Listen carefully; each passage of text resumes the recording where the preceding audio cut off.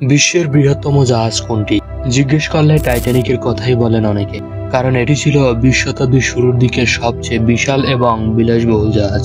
1912 সালের আইসবার্গের সঙ্গে ধাক্কা খেয়ে ডুবে যাওয়ার পর থেকে ইতিহাসের ট্র্যাজেডির সঙ্গে জড়িয়ে আছে টাইটানিকের নাম। এরপর কেটে গেছে অনেক বছর, দিনে দিনে জাহাজ নির্মাণের প্রযুক্তি হয়েছে অনেক উন্নত ও সমৃদ্ধ, যার জন্য আজকের দিনে টাইটানিকের চেয়েও অনেক বড় জাহাজ তৈরি করাও সম্ভব হচ্ছে। উন্নত প্রযুক্তি ও দক্ষ কারিগরির মাধ্যমে মানুষ নির্মাণ করতে সক্ষম হয়েছেন টাইটানিকের চেয়েও প্রায় 5 গুণ বড় জাহাজ, যাকে বলা হচ্ছে বিশ্বের বৃহত্তম প্রমোত্তরী, আর এর নাম রাখা হয়েছে আইকন অফ দ্য সিজ।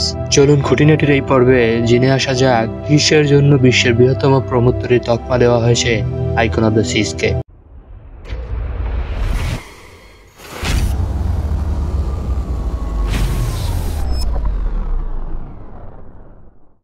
2024 সালের 27শে জানুয়ারি আগ পর্যন্ত ওয়ান্ডার অফ দ্য সিজ ছিল বিশ্বের বৃহত্তম প্রমোত্তরী, কিন্তু আইকন অফ দ্য সিজ এর আবির্ভাবের সঙ্গে সঙ্গে এটির অবস্থানও হারিয়েছেন। যুক্তরাষ্ট্রের ফ্লোরিডা রাজ্যের মায়ামি বন্দর থেকে সমুদ্রে যাত্রী নিয়ে যাত্রা করেছে এই দানবাকৃতির জাহাজ।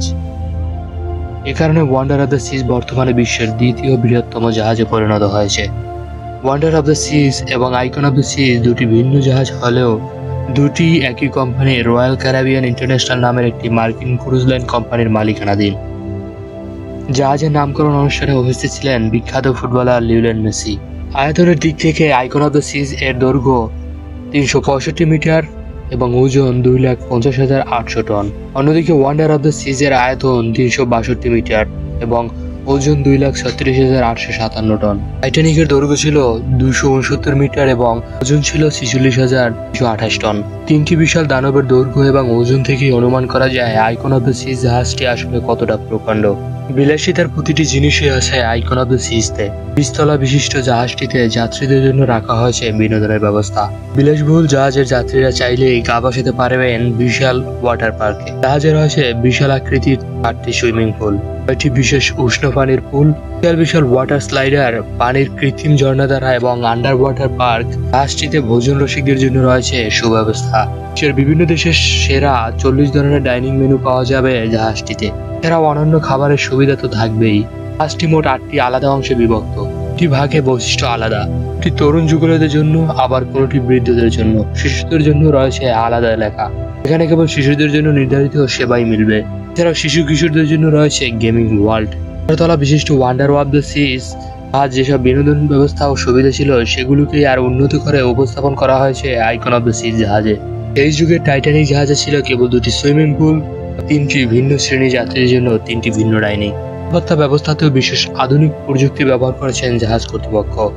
প্রাকৃতিক দুর্যোগ মোকাবিলার সক্ষম আইকন অফ দ্য সিজ। রকমের বিলাসিতার আয়োজন রয়েছে যে প্রমোত্তরীতে আইকন অফ দ্য সিজ বানানো হয়েছে সম্পূর্ণ পরিবেশ বান্ধব পদ্ধতিতে।